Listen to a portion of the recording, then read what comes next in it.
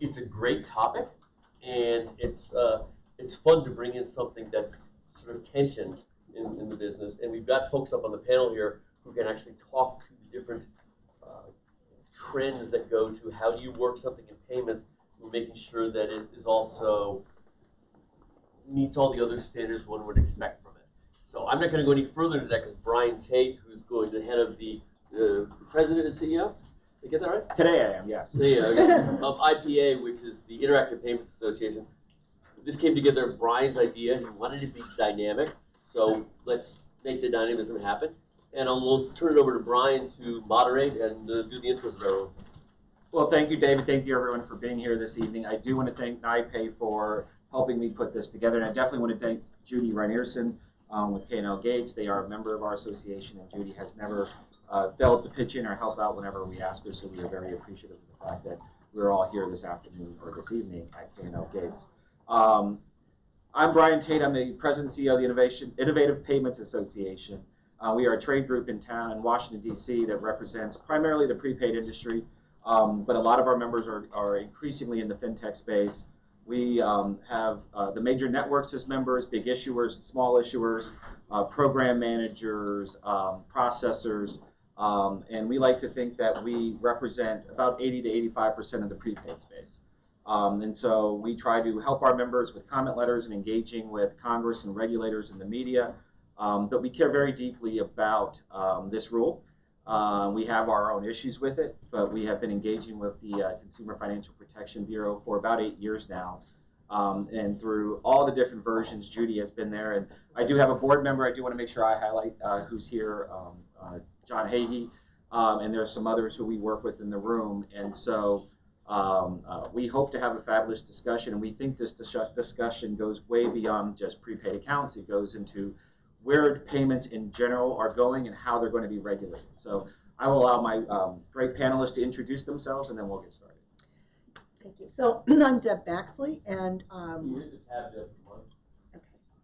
Yes, Deb Baxley, and I have over 25 years experience consulting, strategy and technology consulting in the area of payments, first with IBM, then Capgemini, and since 4 years ago with my business partner, David True, our current company, Pagility Advisors, which is a consultancy. And I'm also a co-founder of NYPAY.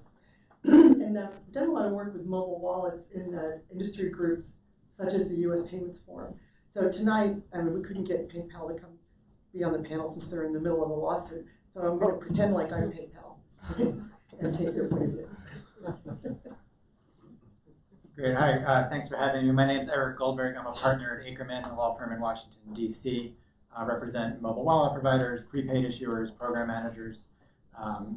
Before that, I spent about 7 years at the CFPB, where I was managing counsel for the Bureau's payments regulations and worked, among other things, on the Bureau's prepaid rules. So since the CFPB wouldn't come here because they're involved in a lawsuit, I think I'm going to be doing Hi, my name is Moshe Goldman. I'm the founder CEO of Fraxel. Fraxel is in fintech before they called it this name. We're 20 years old. We started using money in gift cards 20 years ago and moved into program management of the prepaid cards 12 years ago, and been issuing program manager for that period of time. I've seen the evolution of the regulatory environment and the consumer reaction and the program managers' reactions to it. So very interesting. The subject matter is very interesting. Even though I'm not a regulatory expert, I'm definitely on the receiving side of that. Well, at some point, please feel free to ask questions. Please tell us we're wrong or you have a completely different point of view. We want this to be interactive, and we want this to be something that educates everyone, and we all walk out of here learning something we didn't know walking in. So I will toss the first question to Eric, since we seem to have a traveling roadshow that we do. And Eric and I first met when he was at the Bureau and I was here. And now that he's left the Bureau, we've pretended to become more friendly. And I do appreciate him taking the time to join us all the way from D.C. So I'll throw it to Eric. Eric, if you could just share with us, and I always want to clarify this, it's not the prepaid card rule, it's the prepaid account rule. And so what products does the rule cover? Sure. So I'll step back a little bit. The Bureau, folks who aren't super familiar with what the Bureau did, and a year ago, April, a new rule went into effect that governs what, as Brian said, prepaid accounts. Previously, things that are covered by the prepaid account rule were not always covered by regulation needs, subject to error resolution, account opening disclosures, and other things. So the Bureau went through a very long process, as Brian noted, to bring these things under the coverage of the rule, and it does not, which is the reason why we're here, cover just what people think of when they think of prepaid. So it does cover GPR cards and other sorts of prepaid cards, but also covers a lot of other things. So it covers payroll cards, which were partially covered by Reg E before. It covers mobile wallets that can store funds. It covers certain refund cards. It covers really anything that is marketed or labeled as a prepaid card or that has certain features of a prepaid card that's not otherwise a traditional bank account. And you might ask yourself, what's the line between those two things? And we'll get into that a little bit further. But the line is not that black and white. And one point I forgot to mention, which I will, is if you introduce an acronym without saying what the acronym stands for, you get penalized. I don't even know what acronym is. GPR, sorry, is a general purpose reloadable prepaid card. So we all know. So if you go to the CVS, Everybody does. if you go to the CVS, you see a prepaid card on the rack. CVS work? Consumer values. I have no idea what secret Is it really? I will not use any more acronyms tonight. But if you go and you see the card on the rack, the J-hook, which I don't think is technically an acronym, that's a GPR that you can use to load funds, use it for purchases, but that's not the only thing covered by the prepaid card. If you only get a card online and use it digitally, load it into your Apple Wallet, that's also But it's distinguished from a card that's tied to a certain store, like an Amazon. Yeah, so a gift card and Amazon's sort of a separate conversation. But yeah, like your Starbucks card is not subject to the rule because it's not widely used at an array of merchants. Well, do we want to talk about the kind of different products that are in the market, open loop or closed loop or anything like that? Sure, so one of the distinctions the rule makes is right there between the closed loop, which is a traditional gift card, so your Outback Steakhouse card or your Starbucks card, and then open loop is things that can be used anywhere, and then somewhere in the middle are sort of these mall gift cards that can be used at a smaller subset of merchants. And the line there can be a little bit gray. Those things are generally outside this rule and might be covered under some state law issues. That's one of the key distinctions here, that if your card can be used either for person-to-person transfers or at widely available merchant networks, then it's subject to the Bureau's prepaid account rule. Well, I'm going to throw this out to Eric and anyone else up here who would like to tackle this. And this is I guess, should mobile wallets and prepaid accounts be regulated in the same fashion? I mean, just to throw it out there as at the start, in terms of the rule does kind of have an expansive definition from where they started in 2012, where the ANPR was, the advance notice of proposed rulemaking, was, I believe, about 25 pages long, and then the proposed rule 2 years later was 780 pages. We got paid by the word. And then the final rule is over 1,600 with amendments, and so they started here and then went here, and so throughout that process, it looks like they've expanded the definition of what is and what is not prepaid.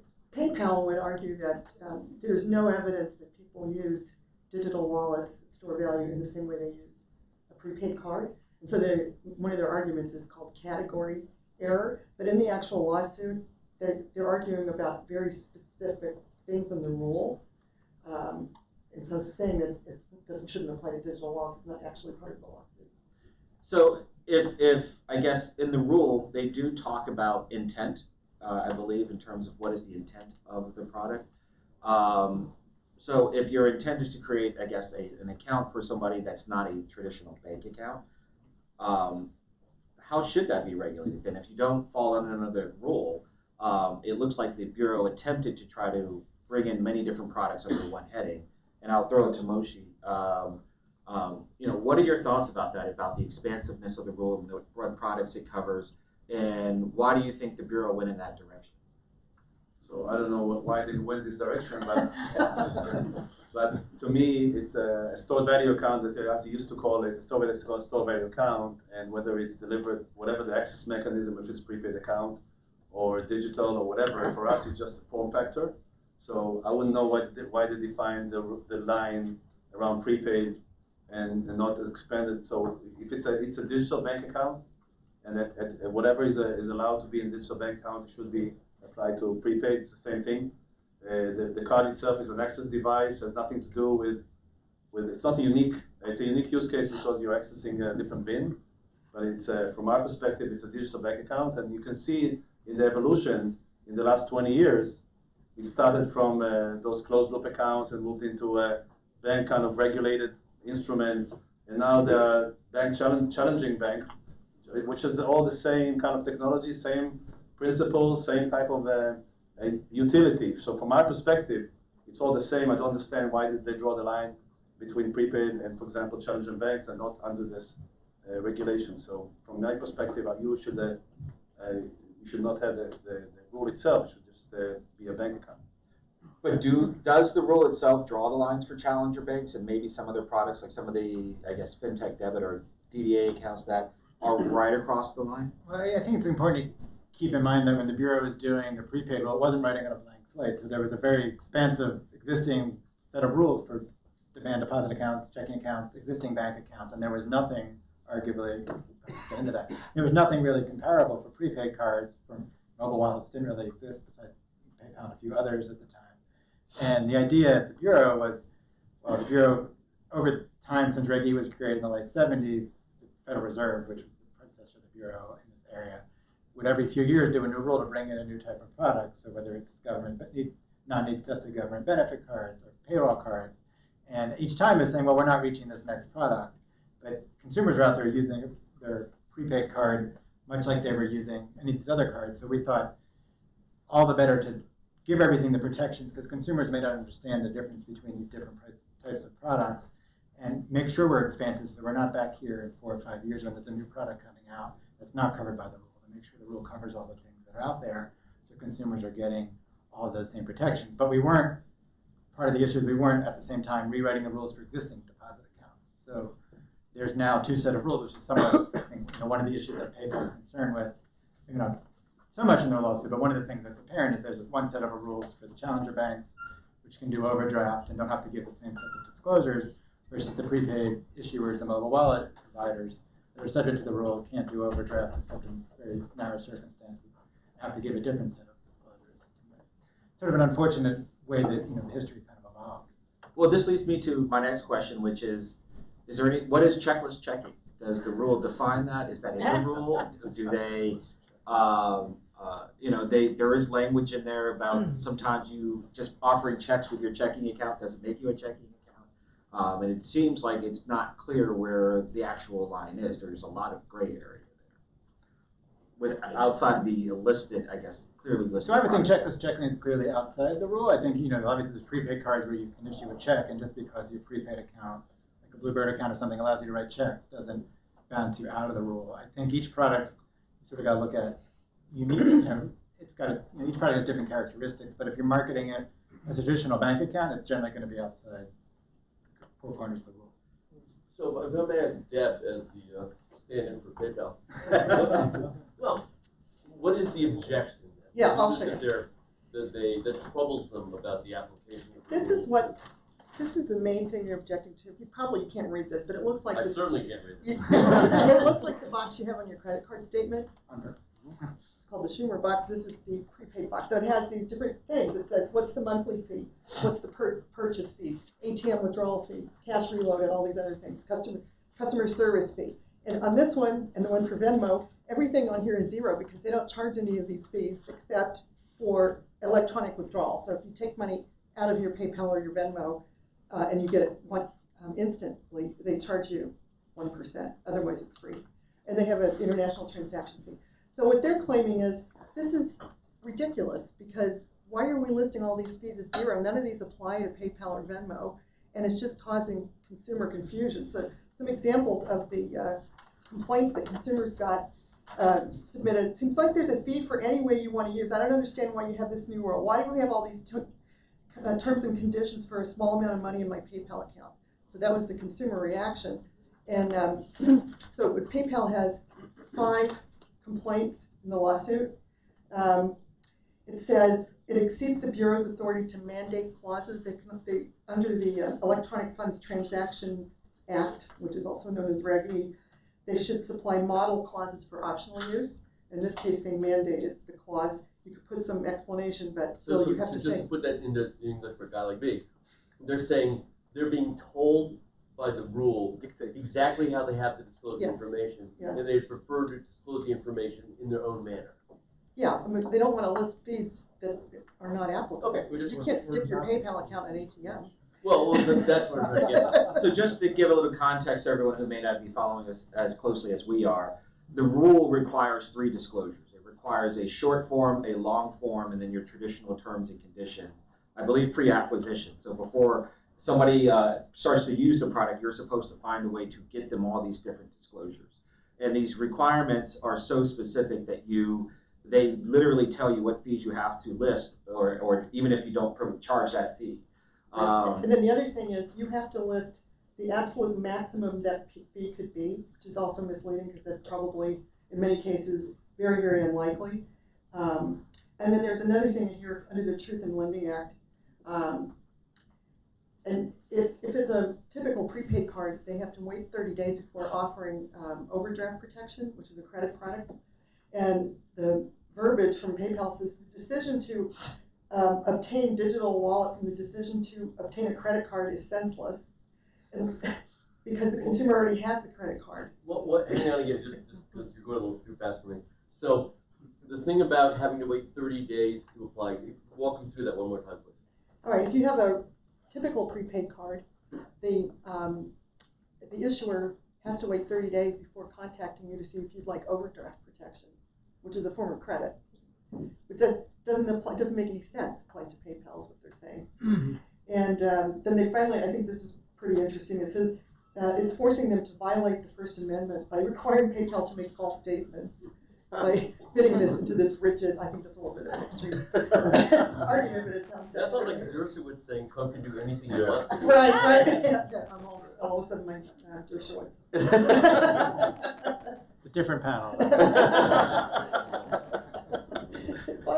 Well, I will. That opens up a number of different questions. So, as we talked about earlier about the definition and the scope of the rule, and what products are covered and are not covered, I do think it merits a conversation about, well, if there are products that look and feel like the products that are covered, but they're not regulated by the prepaid rule, and we'll just throw out checklist checking or any other similar kinds of accounts, and those accounts, the checklist checking accounts, or the accounts not regulated by the rule, can offer overdraft and offer a credit card provided by the same provider, just to be clear.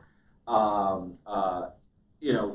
does that impact competition in the marketplace if PayPal and others that are covered by this rule have to follow all of these requirements? And as we just discussed, they're pretty rigid. So I'll throw it to Moshe at the end, and then Eric, if that's possible.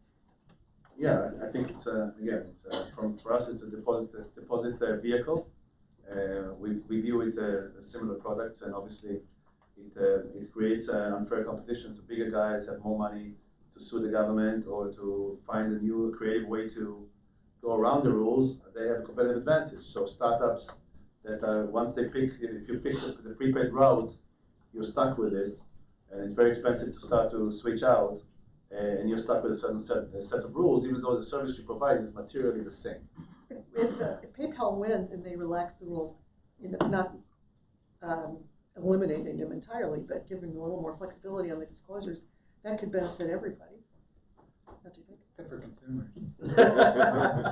Eric, can you talk a little bit about? Please. Benefit consumers. Sure. So, Megan, so the idea behind the rigid disclosure, which is sort of a conscious decision, is that a couple of things. One is that it's consistent from one product to the next. So you go to your PayPal account, you get a Venmo account, or you go to get a Square Cash account, or a Green Dot GPR card, you're going to see the same disclosure, sort of like you do with the Schumer box. So there's different credit cards with different fee structures. They're all giving you the same disclosure. And the other side of it is the more leeway you give people to call fees different things or take things off the disclosure, the more likely you are to have people trying to evade the rule and charge fees that, well, this doesn't technically meet what they say we have to disclose, so we can charge this fee and sort of hide it from consumers. Remember, one of the things the CFPB was created to do is sort of prevent evasion and people taking advantage of the rules to offer consumers products that aren't clearly disclosed up front. And whenever the trade-off with that, obviously, when you have a rigid system, is that every product might not appear the same way on that, it might not disclose that thing the same way. You see that all the time with different loan products that have to give a TILA disclosure, but the TILA disclosure doesn't always make sense for that particular loan. And, we've been doing that for 50 years. It's not all that different. And the issue, PayPal's issue with the credit feature is a little bit different because PayPal allows you to link a credit card. And if that credit card issuer is a business partner of PayPal, they do have to wait 30 days. The idea is you should not acquire one of these accounts and be presented with a credit option right away. The idea is you want an account to store your money, that's fine. Let them market the credit product. That's really what that means. If you open a PayPal account now, you cannot link a credit You card. can link most credit cards, just not one that's a business partner of PayPal. The idea is, How Why- how are the why is consumer that? supposed to know? well, no, we won't let you do it, I guess. The idea is you don't want people to tie credit products to a prepaid account. And if as a business partner, speaking generally, not specific to PayPal, generally if your business partner is giving a line of credit, it's not, the original thought was, well, prepaid card issuer is not doing it, you're fine. But then they could very easily have a business partnership with someone else offering the line of credit, and you're back to square one. But with they already PayPal. have the card. It's So not I'm going to new jump in. credit. It's not the way that I'm going to jump in. You're representing PayPal. I'm going to speak as if I represent the bureau for 2 seconds. Was the thinking behind the limits? There are limits on overdraft associated with a prepaid account. Was the thinking that in order to prevent people from circumventing those overdraft rules, we have to have these restrictions on the credit? And that's the side? short answer, yeah, Yes. it's to prevent evasion. And so the real question comes in after that is, if the credit product, even if you wait the 30 days, and the credit product you do link to that account is regulated already, what's the real issue then? Because whether I provide a credit card or a third party provides it or a fourth I party, don't think there's any, with the PayPal, I don't think there's any issue at that point to link your credit card and use it like you would any other account. Wait, I can't hear you. Sorry, no, I'm saying, I think once, It sounded important. No, it's not that important. I think, you know, once you link your, once you link your credit card to your PayPal account, then there's really no issue. It's really, I think their concern, I don't want to speak for them, I think their concern really is that 30-day, for certain credit cards, there's that waiting period. And I would note that PayPal raised this issue at the Bureau, I don't know, remember, I might get my years confused. And the Bureau did make an adjustment. I think PayPal's concern is the Bureau didn't go far enough and solve all of PayPal's problems. So it wasn't as if the Bureau turned a deaf ear to this. They did fix the rule. I think PayPal thinks the Bureau didn't go far enough. Like, who are their partners? What's an example of when you can't link? What's an example of when that you can't link? I don't know who their partners are, so I couldn't tell you. It doesn't make any sense that if I've already had the card, I can see making a prohibition if I'm just now applying for it, like PayPal has a loan product, I forget what it's called. But this is a card you already have in my wallet, I can't link it. You can after 30 days. The idea,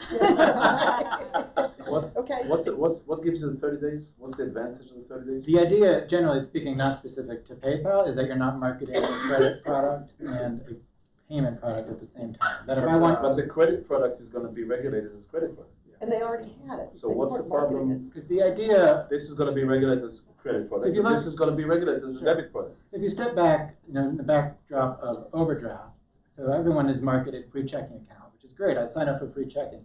Little do I know, I quickly overdraft, and then I'm, you know, $100 in the hole because I bought 3 coffees at Starbucks. And the idea is the disclosures there. No, you did something you shouldn't do. Well, why shouldn't I? You overdraft the account. Mhm. And that's what the Bureau was trying to stop here, is from people getting a payment product very quickly digging themselves a hole. Just remember, a lot of people get prepaid cards because they can't get a checking account because they've overdrafted too much. And the idea was, well, let's keep this a safe space for people getting a payment account. If anyone wants to roll out a bank account and offer overdraft, the rules there haven't changed. It's really specific to things that meet this definition. They were So- trying to so prevent what- people from falling into overdraft kind of unknowingly. I know, so they don't know what they do. Yeah. Okay, gotcha. There were some This is some so pretty different. bad, Oh, I know. horror stories about people who, suddenly had $60 of fees for a $2, cup of coffee. I agree. But PayPal, the concept The of banks are overdraft doesn't charging exist. $35 for overdraft. But 2 coffees at Starbucks is $60. So. Can I ask a question though? Please. Isn't this, so much of this about the line between e-wallets? Let's go back to e-wallets, because that's really why I'm here. And the e-wallet product, I thought in order to be covered, it had to hold money. Yes, it does. And I thought that the complaint made it sound like, well, even if it maybe could hold money, it's still going to be. Capable of holding funds. So you can, a lot of people use their PayPal account and just as a pass-through. Pass through. But because you may do that, but if I send you money to PayPal, it will sit in your account. There are four that hold money: Apple Pay Cash, PayPal, Square Cash, and Venmo. The other ones like Apple Pay, Facebook Messenger, Zelle. The money just goes right through. It doesn't ever stay. You can't hold it. Or they just hold the credentials for a credit card. Yeah. Sorry, the question It's different. Yeah, thank you. So what's the position of the consumer, actually? So this discussion was really CFPB PayPal, but what's the voice of the customer? I mean, what do they want? I mean, that's a fair question. I don't know if any of us can speak. I have an answer. Yeah. The consumer wants everything free. I'm not aware, we were just talking about this before, I'm not aware of any statements or positions or any kind of public-facing announcement about the lawsuit from any consumer group. I do know, I believe, I know last week there was a hearing in the House Financial Services Committee. They had a task force on financial technology where PayPal testified. I don't think they discussed the lawsuit in their testimony. I know Consumers Union testified, but I don't think they went to the heart of the lawsuit. They had just talked about some of the technology and the account structures. But I have not seen any consumer groups come up and say we have a position here or that we have concerns. It's something we have been watching for, but we're still waiting. And just this anecdotal complaints to PayPal by the consumers, seeing these disclosures, being confused and saying, this is an anti-consumer move on your part. So they're pissed off at PayPal because of the rule. Now, I will say this leads to, in my mind, an obvious discussion about what happens if the rule gets struck down. But before that happens, I do think we need to talk about what are the possible responses from the CFPB. We're still waiting on that. And my understanding is that the CFPB, I believe, has until 60 days. the 22nd or the 24th of this month. That's a Friday and a Monday. I always forget how that falls with court responses. But that's going to be important to figure out what position the CFPB has taken, because in SELA law versus the CFPB, where they're challenging the constitutionality of the Bureau itself, we live in a world now, the agency has said that they believe that they are unconstitutional. So I think Director Kraninger has sent a letter to Congress outlining that position.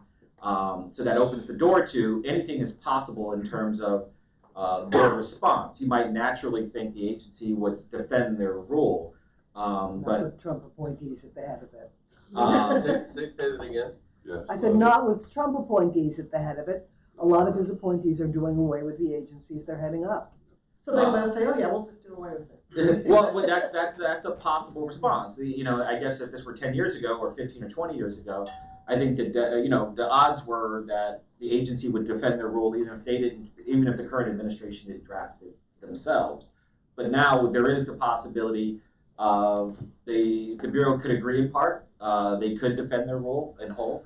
But I think there are a lot of options out there in terms of the arguments that PayPal has laid out in terms of the Bureau's possible response. So, I mean, I have obviously no idea what the Bureau will do. I think there's parts of this lawsuit that get to their fundamental rule writing authority. For example, whether it violates the First Amendment to mandate disclosures on a consumer product. I would imagine they'll defend that claim. But there is precedent, to your point. The Bureau was sued 2 years ago to block its rule on payday lending, and the Bureau agreed to basically redo the rule in response to that lawsuit. So I don't think they're going to do that here. I don't really know what their intention is, but on one hand, I think they need to defend the rule writing process because it's the same process they use on a lot of rules, and some of what PayPal gets at is broader than just this conversation about prepaid cards and mobile wallets. Does the rule writing process, making process, does that extend broader than CFPB? I mean, the First Amendment claim definitely is not unique to the CFPB. Well, that's enormous. Yeah, and they make claims specific to prepaid that the rule violates their commercial speech rights. But I mean, generally the process the Bureau uses is the same process the Federal Reserve used before to, the reason the rule went from 700 pages to 1,500 pages is because there's 800 pages of responding to comments from Brian's organization. They were written by Judy. So. So, I mean, the Bureau painstakingly went through and responded, including PayPal wrote a comment letter that the Bureau addressed all these concerns. And PayPal might not like the outcome, but certainly were addressed. Well, let me just ask a commercial question then. PayPal's objecting to it, but commercially, what is their concern? Since they are a public company, they report quarterly earnings, they wouldn't be contesting this. They wouldn't be contesting this if they didn't think it hurt them somehow. But they think it's confusing. How does that hurt them? It can piss off their customers. So I'll go the please, fees, go ahead. are the fees explained when you sign up an account?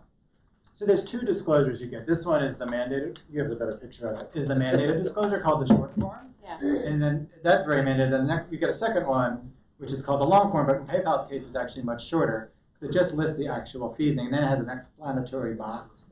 We should have brought it with us. Next to it that sort of explains, well, yes, it says $4.95 for a cash reload, but you're only going to pay that in these circumstances. So actually, as a consumer of PayPal using it, I was sending a transfer to a freelancer of mine, and I thought I paid them the full amount. And then they told me actually there was a few, there's fees taken out of it. They didn't get the full You amount. probably use the credit card to load your PayPal. But they didn't tell me the fees, which I was like, would think that if I'm, being CFPB, that they should tell you, It should be disclose these more fees, useful. that I'm gonna get less that. I'm sorry, so what, sorry, go ahead. 20 pages of fees that say 00 because they're not relevant because the rule is too prescriptive. Right, But the fee that should have been disclosed isn't. right, So- that's the one And it that should have been actually right when been you were on. doing the transaction. Exactly. Yeah. I will be upfront and say, as a public matter, we have taken a position that mirrors some of PayPal's complaints as an organization. One, we do have concerns and raise concerns, and Eric's right, part of those 500 pages are probably in response to some of our comments. In terms of, we have always believed that 3 disclosures can be confusing.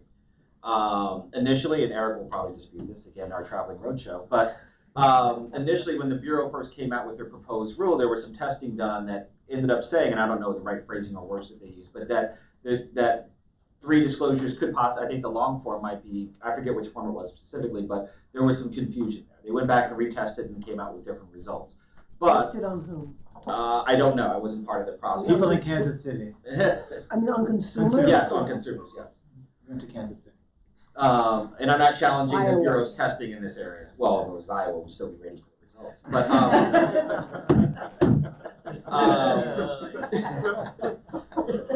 By the way, I'm from Kansas City. well, congratulations on your Super Bowl.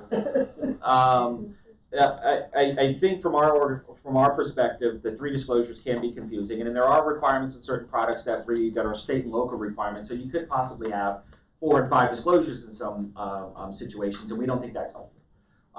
We do think that, from our view, that if there was some streamlining, maybe removing the long form, which we feel is clear, similar to the terms and conditions, that might be helpful. But we're open to having a conversation on what's best for the consumer. Well, what Venmo put on there, so they put this before the prescribed box. It says Venmo has no monthly or annual fees. To me, that is clear. And why not just say these are the only fees we have instead of listing all these fees 0000? Is that a Yes, possible yeah. response that they could No, modify please. it?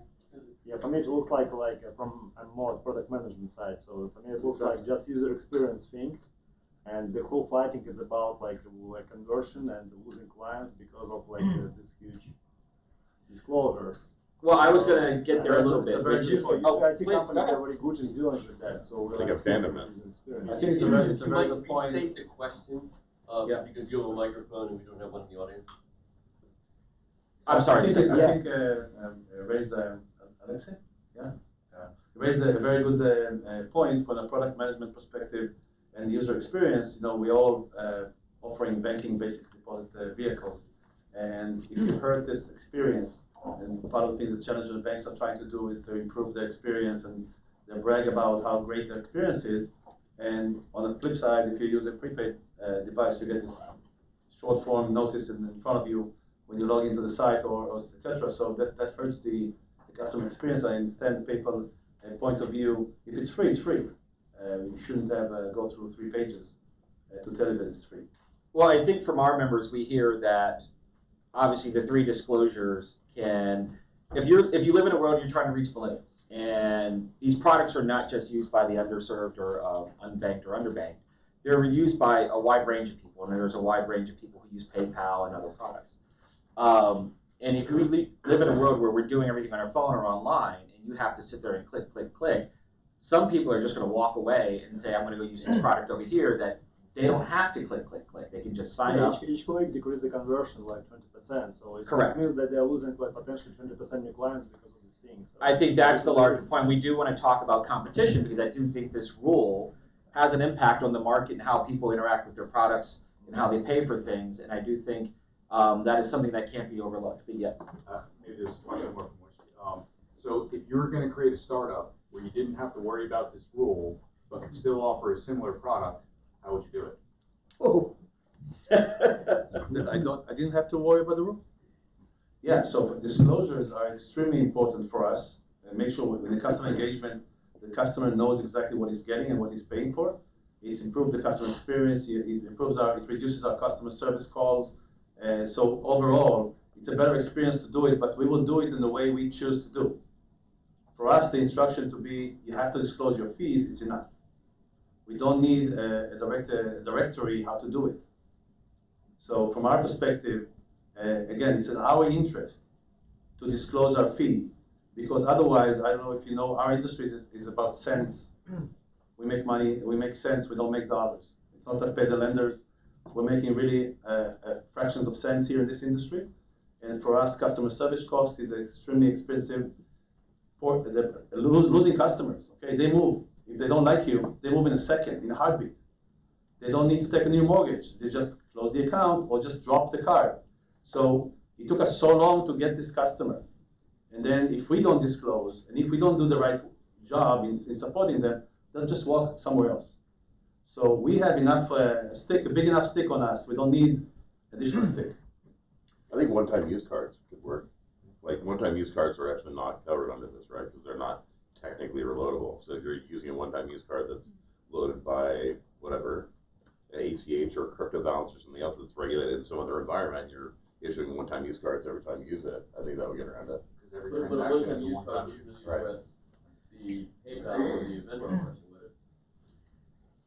You created a new card every time you needed to load the money. Well, I mean, the biggest competitor to Venmo and PayPal in the marketplace are the challenger banks online, you know, the N26s and other Revolut that are offering a very similar product. They're called a bank. They're not subject Yes. to the Why is that?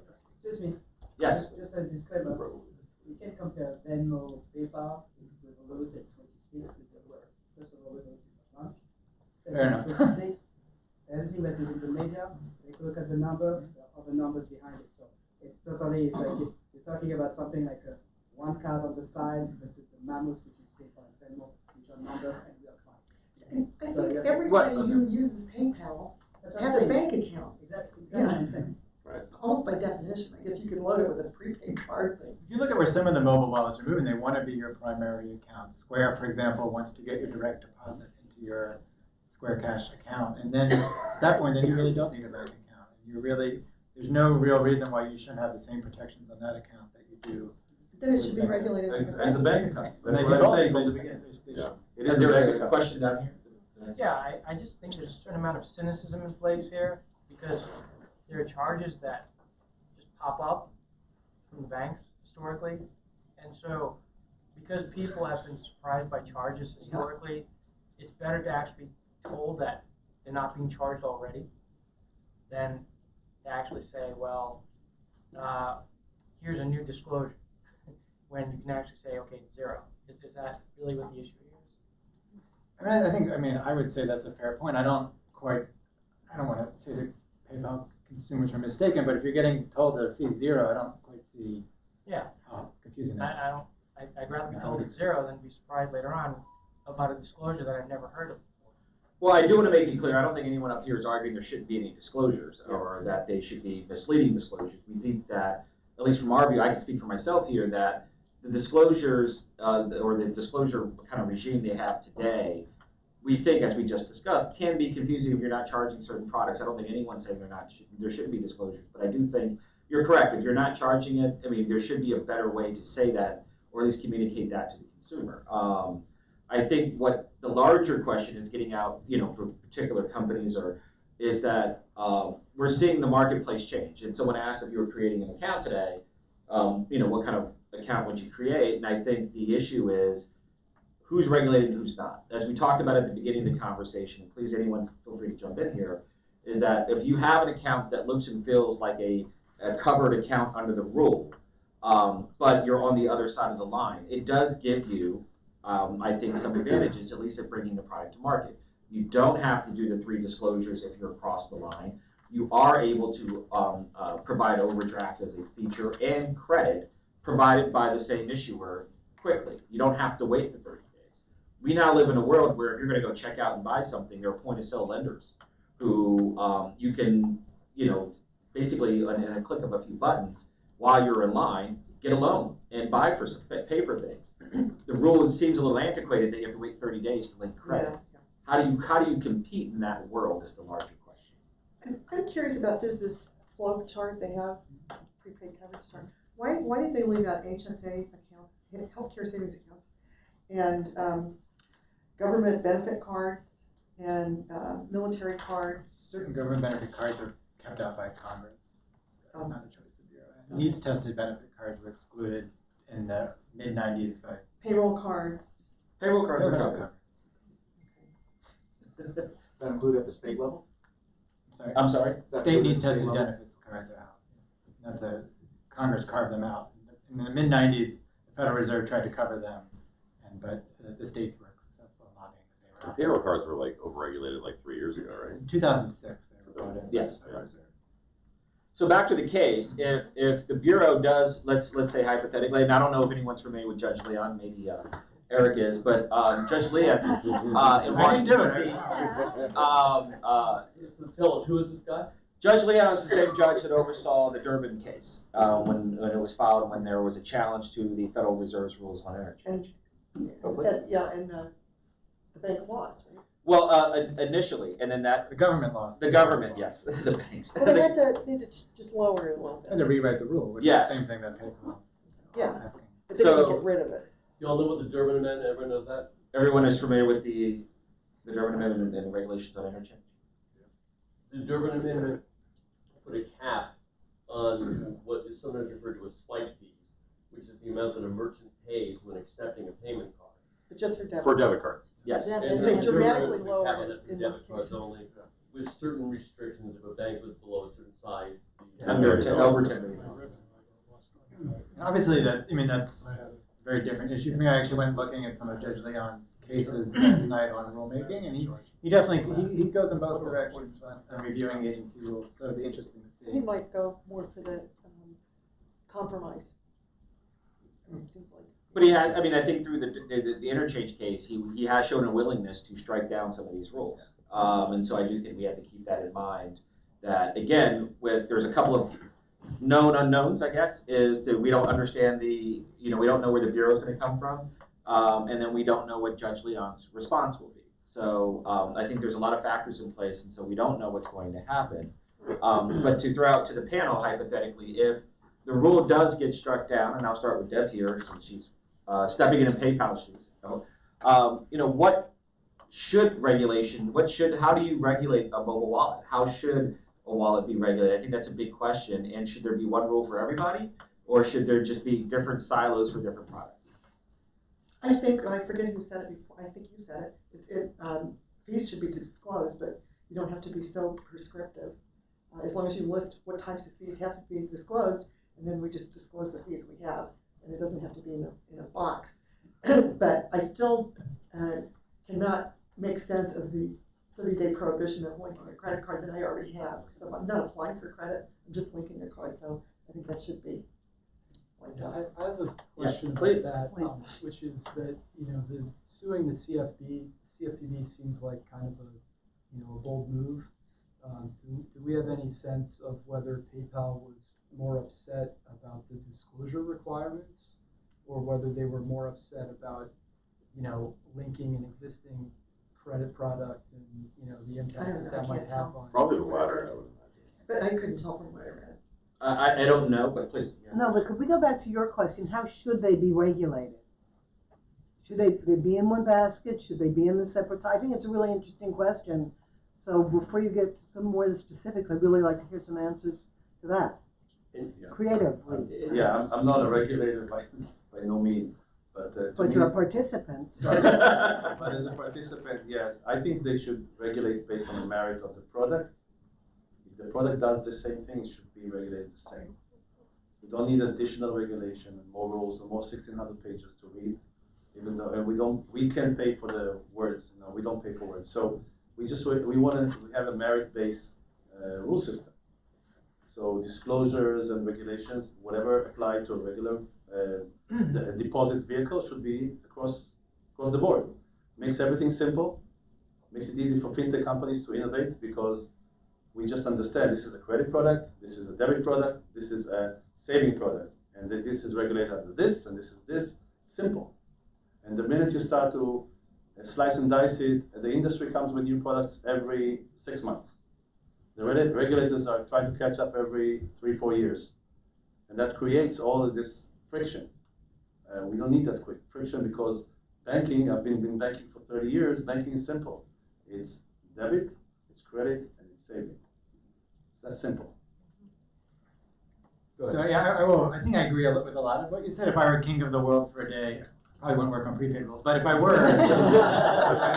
I would agree. How would you get paid? If I'm king, I wouldn't have to worry about it. But no, seriously, I honestly don't think there should be separate rules for different types of accounts. If we were writing on a clean slate and you could get rid of, we didn't really talk about sort of the history underlying the rules for bank accounts and why overdraft evolved the way it did. It's a historical anachronism that you can get credit from your bank and it's not called credit, it's called something overdraft. It doesn't really make a lot of sense to me, and it costs consumers a heck of a lot of money. So I would eliminate it entirely and let people get credit if they need credit. You would eliminate the 30-day. I would eliminate overdraft.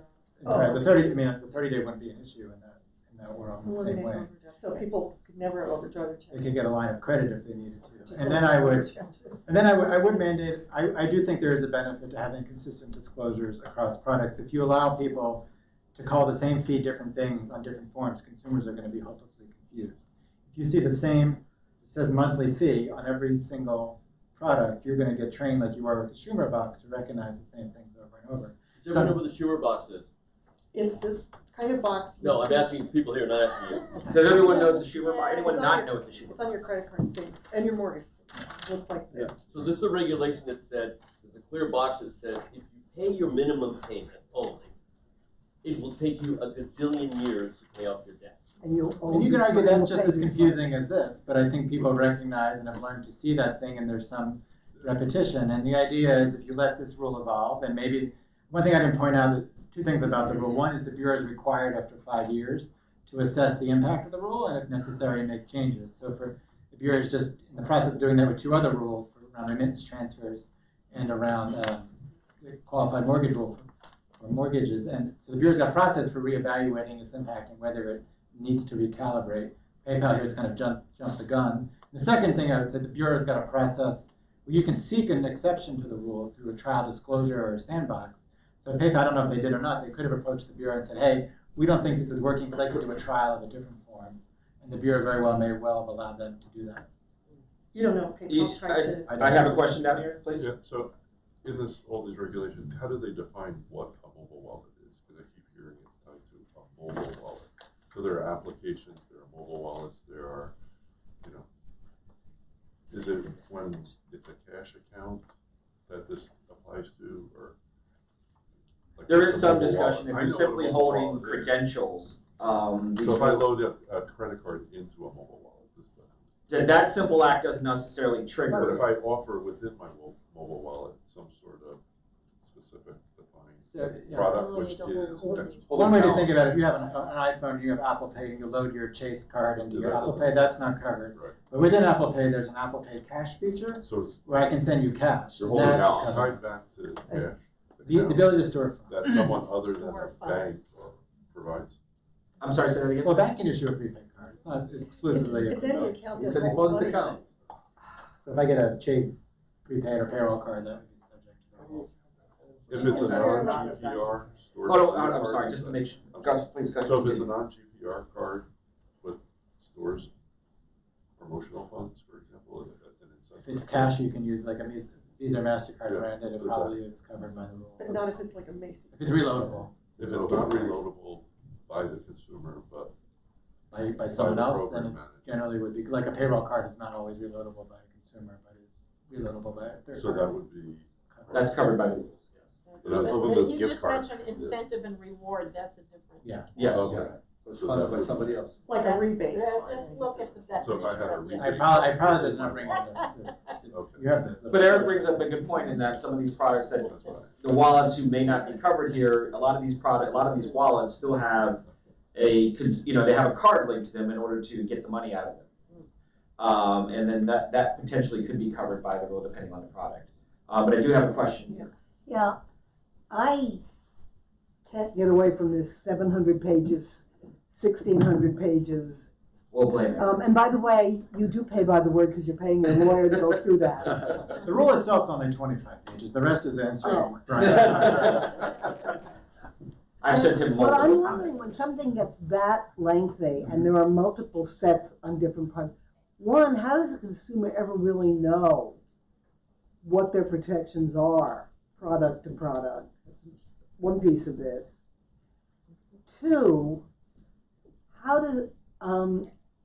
what does this do to startups and new competition? Because it's very expensive to go through all those rules. And three, doesn't this multiply the opportunity for inadvertently crossing one or more of these laws or rules and open again for more lawsuits? I've seen it in other industries, for example, the EPA, water and air, and then worker protection rules sometimes conflicted, so a company is caught because they're going to follow one law and violate another. And I'm just wondering, in this industry, is that also happening? Oh, I'll start and please jump in. A One, little complicated question, but I think the rules designed to give comfort to consumers that the product's regulated, and hopefully, I would get into the position of, for my organization, we think there should be competition, and that we should all be regulated in a way that allows everyone to compete. We want to make sure that consumers have some comfort, that they have questions, they can address them to their issuer provider. But I think the goal should be that the consumer has the ability to make a decision, make an informed decision, and we support that. What you're talking about does apply not for prepaid, but for banking charters, because there's 3 different authorities that regulate banks, and in some cases, the banks will shop around to the friendliest regulator, and then the OCC, who are the other two? Federal Reserve. FDIC, or even the state of Utah, you can get a Utah industrial bank charter or something. But then I to go to your second question in terms of the startups, I'm not sure what startups are thinking. They're focused on their product. We do talk to a number of different companies at various different stages, and I'm not sure that everyone's aware of these rules. So whatever product that you're putting out in the market, you should figure out what the regulations which apply, but they can be confusing if you're trying to looking for a bright line or an easy to understand test. It's not necessarily always easy to find. I can just think of what the cost of Correct. having your law firm go through the rules are. But that speaks to the barrier of entry, right? If you're going to get into the marketplace, and now you have to make an investment into whatever regulations you're going to do to make sure that the product that you're primarily focused on can get to market. Eric can help them. Yes, yes. I'll tell you that- Eric, Judy, and all the other attorneys are here, but I think that's an important question, because if we're all talking about, everyone always talks about competition, but not everyone can get to the marketplace just because it is very expensive to comply. And then the third part, I think, in the long run, I think this is all competition at some point. And I do think this question hasn't been answered yet. How should we regulate this market? Because it can be confusing, and this brings up a discussion that hopefully we can get into, is the e-money licenses in Europe or in the UK. It's a lot simpler than having these silos over here, especially since a lot of these products behind the curtain, they're almost indistinguishable, and to the consumer they are indistinguishable. It's just a card or an access device. And one other point I'd throw out is I heard this and I've forgotten most of my accounting. That was not my favorite course in school. But that accounting in the U.S. is very minutiae and rules driven, which allows for people to find ways around it to be technically in compliance, but not in the spirit of it. Whereas there are other parts of the world where accounting is more principles driven, such as you must fairly and accurately represent whatever. And so that then comes down to more the opinion of who's ever opining on the complaint. And that's a point I think we're talking about a little bit here, because the the U.S. is very much into the lots of specifics and rules, which then bring you to the point of arguing about minutia. Now, Judy, I think, would have to work either case because they'd have to go higher. But I do think, oh, please. Yeah, I was just saying, I think, no, go ahead. Yeah, no, I have a little bit different perspective because I grew up in Israel, so, and we have British law and a bunch of other influences, so, and we actually are much more detailed in the way we regulate. More than here. Much more. Oh my God. So how big would your rule have been? So it will be much bigger. But it's I think so that doesn't solve the problem, by the way, because people will follow the rules and find ways to within the rule to find creative ways to not to do what they want to do. So that's the nature of some businesses. Called innovation. So I don't think it gives it any guarantee that people are not gonna do something that is not intended.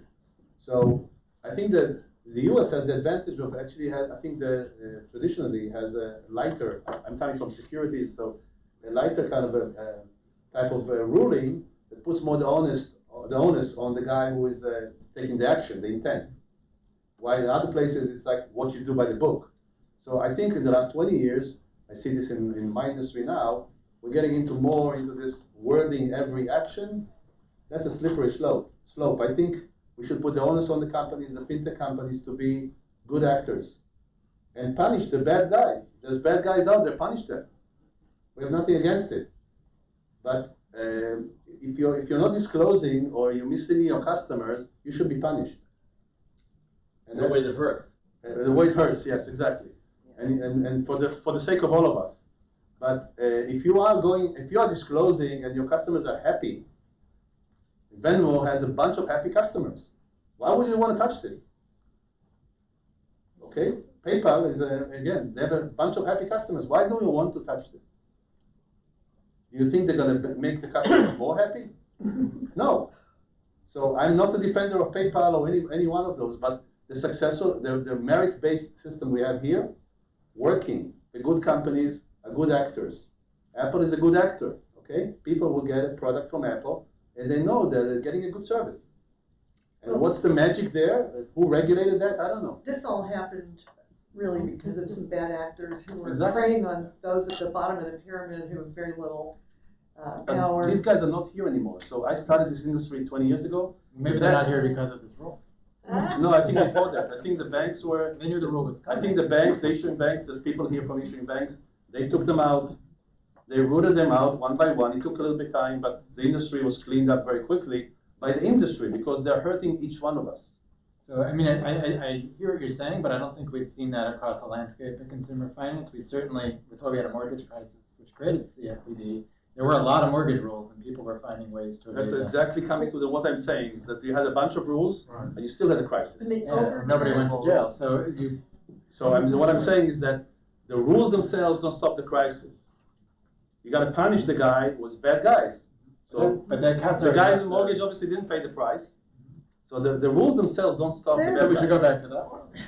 We should go back to the place where if somebody does something wrong, you should get punished. The regulations on overdraft and what the Card Act addressed, which was stacking up charges to like maximize blowout the interest that you owed on your credit card balances, those were really bad, and they were doing that to everybody. I don't think that would have been rooted out by itself. It was banks' greed that caused that. We do have a question.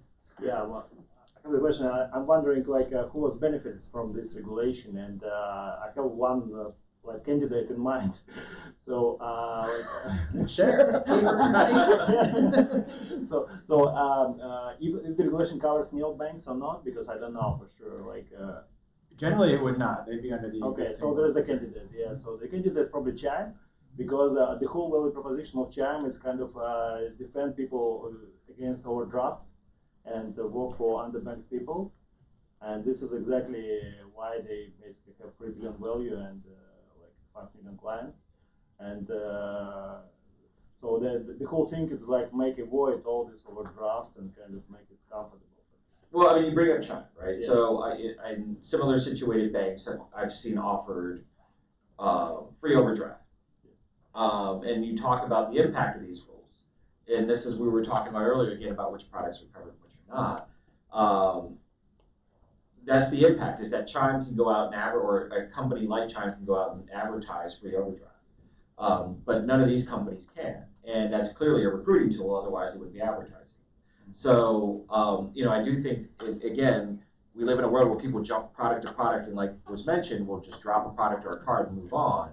Some of the places they are landing are the neobanks. And so, I'm not here to talk bad about them. It's just the fact you see it in the marketplace. But at the same time, if you're PayPal, for instance, and you see that they can offer those products and offer those products quickly without waiting 30 days, you have to ask yourself why. It was just completely different consumer markets, yeah. So it's underbanked people who don't have credit cards, who don't have ability to open real checking account. And those who has PayPal users, they completely different. It's a different audience. Yeah. So well, I'm not sure that's actually accurate. I think that's kind of a leftover from a previous era. There's data out there and reports from the federal government and different shapes and sizes about the demographics who are using these different products, and not just these products on the prepaid side are not just targeted to the unbanked and underbanked. But PayPal is not really targeted to the unbanked. I'm not sure about that. I mean, I'm sure there are unbanked people. Get the money in there unless you have a bank account. Well, that's any account. That's any product in the market. It's not like prepaid cards are giving money away. You can't put cash in a PayPal account. You can be sent money from somebody else.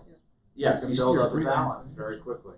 So I think these products up and down are being used by a variety of different folks in different demographics. Those making over $100,000 and those not. I don't think that's the issue. I think the issue is really about all of these products across the market are allowing people to get into this system that weren't there before. And younger people are using these products in a different way. What studies will show you is that younger people have traditional bank accounts, they'll have a checking or savings account on top of their PayPal account, on top of their prepaid card, for whatever reason that they've decided. Other questions, or before we continue the conversation? But this has been excellent. So I got one more question. It's about basically in many countries there is sandboxes. It's more about my company. I'm wondering, so PayPal can go to the court. So is there a sandbox or organizations where small companies or small wallets can talk with regulator or with somebody who is kind of. So yeah, that's what I was referencing before. The Bureau CFPB rolled out 3 different innovation policies. Call them. One is allows you to try certain disclosures that are different from what's prescribed in the rule and test them. One is to get an approval that certain practices are permitted under the rule. And the third is basically to get an exception to no action letter, that something is exempt from the rule. So that's something the Bureau is actively, very heavily pushing small companies in particular, but companies of all sizes to apply for, to try to experiment a little bit. It's hard, I think, for people to conceive of that, but that's certainly something you could see. Brian and I talked about this in the prepaid landscape, but maybe there are better.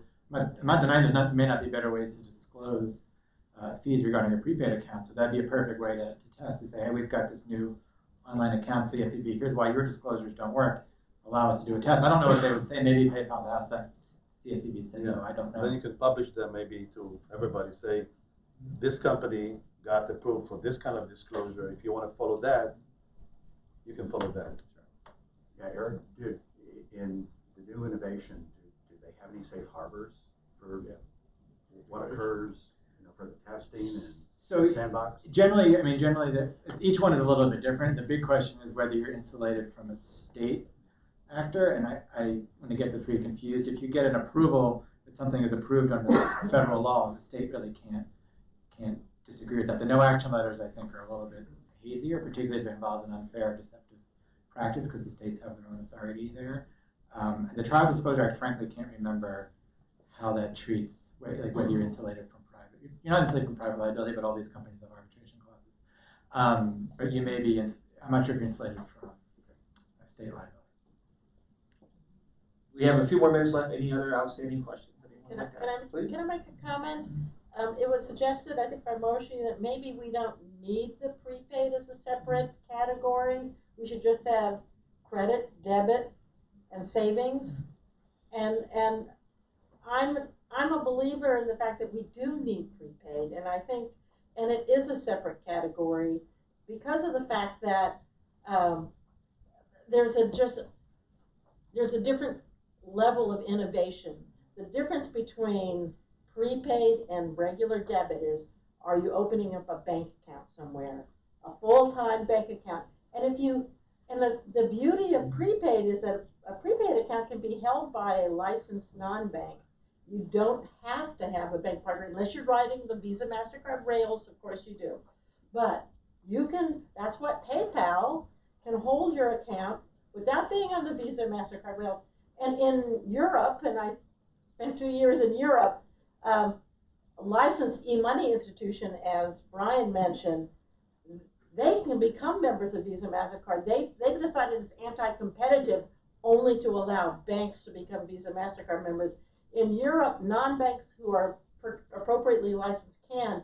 And I think that's why we're seeing a lot of innovation out of Europe.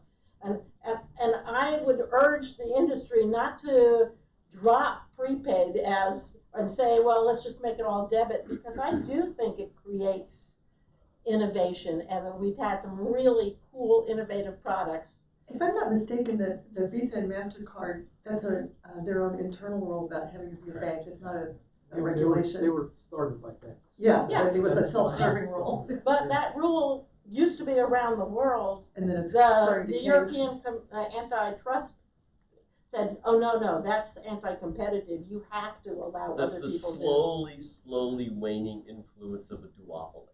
Yes.